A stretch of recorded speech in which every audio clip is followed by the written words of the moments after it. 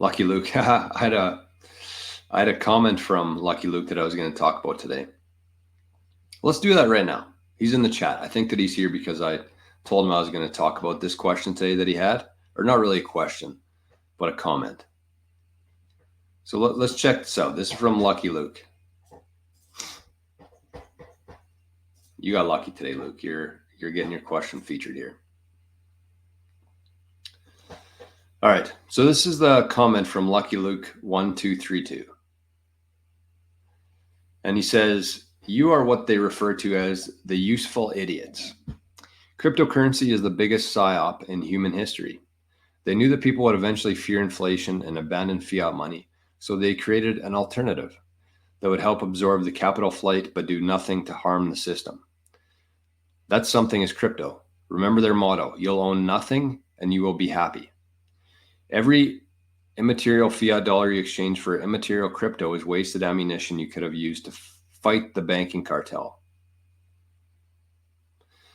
They don't want you to own gold, silver, oil, farmland, etc. They want you to own nothing, crypto and NFTs, and live in the metaverse.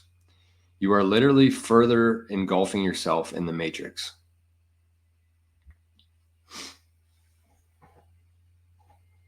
Savage comment, but not really. This is kind of everybody. There's a lot of people who think this, but what you have to understand here, with first of all, nobody's talking about crypto here. Nobody's talking about NFTs here. We're talking about Bitcoin, and Bitcoin was literally designed to separate money from state. So you said that every fiat dollar you exchange for crypto is wasted ammunition you could have used to fight the banking cartel.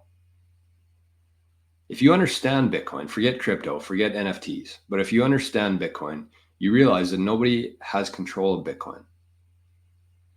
It takes nobody can just create more Bitcoin. That's where all the power comes from in the banking cartel. They have the ability to not only create money, but they charge banks, corporations, people interest on the money that they create out of thin air. That's the problem. That's the banking cartel.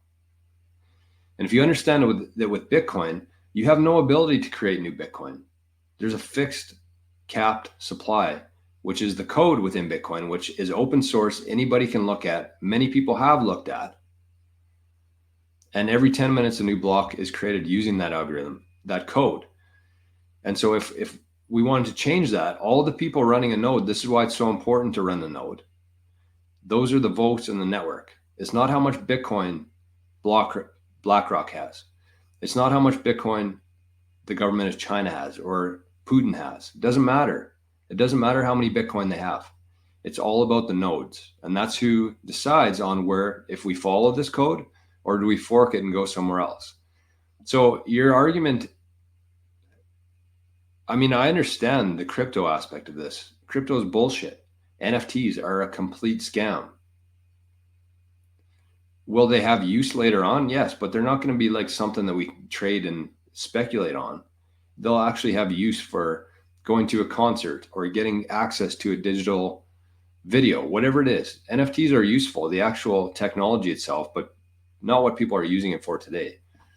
But with Bitcoin, it's completely different than that. And they said, remember the motto, their motto, you'll own nothing and you will be happy. Bitcoin is the only asset that you can truly own. The only asset. Second part there, I would say, is gold. Okay, think about land. You used land, gold, silver, and oil. Okay, so farmland. Nobody owns farmland. If you stop paying your property taxes, do you own it? Or could somebody come and take it from you? So that's farmland. Think about gold. If they wanted to come and seize your gold, this happened not that long ago, less than 100 years ago. If they want your gold, they could come to your house and take your gold. With Bitcoin, same with silver. With Bitcoin, if you have 12 words and you memorize those 12 words and it's not written down, it's never been on a computer, if you do it properly and you have those 12 words stored in your head, that's the only asset that you can truly own. The only asset. And you might think because you can't hold it, that doesn't mean anything. Well, if you have access to that Bitcoin, if you have the keys to unlock that Bitcoin, you can sell it, you can trade it, you can exchange it with anybody in the world, a global marketplace with global liquidity.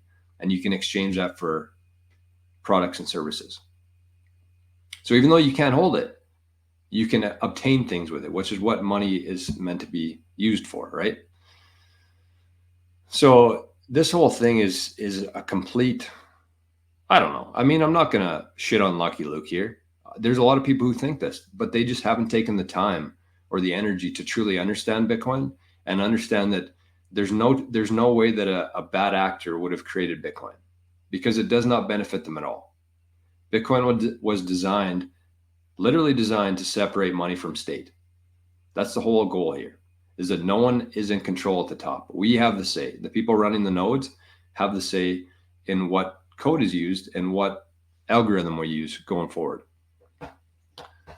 And that's what decides the fixed amount. That's what decides the new issuance schedule, the mining schedule. So is Lucky Luke still here? No, that's too bad. That's okay. I'll tag him in it after. So what I would say there is your comments, your concerns are very valid. I've run through this scenario thousands of times in my head. Thousands. Because Bitcoiners are very paranoid. They always assume that the worst with everything, which is good. But at the same time, you have to understand that within every organization, within every entity on Earth, is just a bunch of people. So yes, the government for the most part is bad, but there are really good people within the government. Yes, the FBI is bad, but there are good people who work at the FBI. You have to understand that. So wherever Bitcoin came from, whoever gave it to the world, there are good people within every organization. And I think that the one thing I would really want to shift on this channel is actually to believe in good. And don't always assume that everybody's out to get you. Don't assume that everything's bad. Everything, like, we don't need the doomsday stuff here. Let's focus on what we have, build with that, and make our own lives in the future better using those tools that we have. That's the one thing that I really want to get out of this channel is just start believing in people. Start believing that good things can happen and will happen.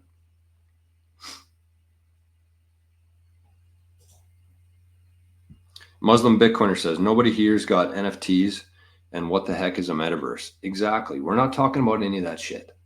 That's not the point of this. It's not the point of Bitcoin. It's not the point of this channel. It's not what gets me out of bed, is trying to sell fucking NFTs to people.